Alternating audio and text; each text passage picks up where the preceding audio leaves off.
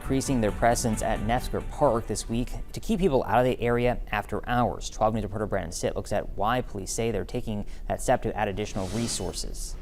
Curfew at Nefsker Park begins at midnight, but as Wichita police find, curfew doesn't always keep unwanted visitors out.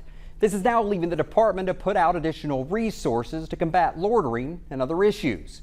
So what are those other issues? The police tell us they've received a number of 911 calls reporting car meetups near the park.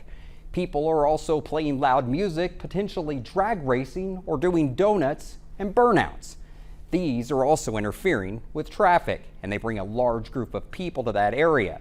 You might also remember a shooting near Nefsker Park most recently within the past few weeks. We asked Wichita police if that contributed to the increase in officers in the area. The department telling us that those officers have already arrested a suspect, and those additional resources are put in place to keep people out after hours.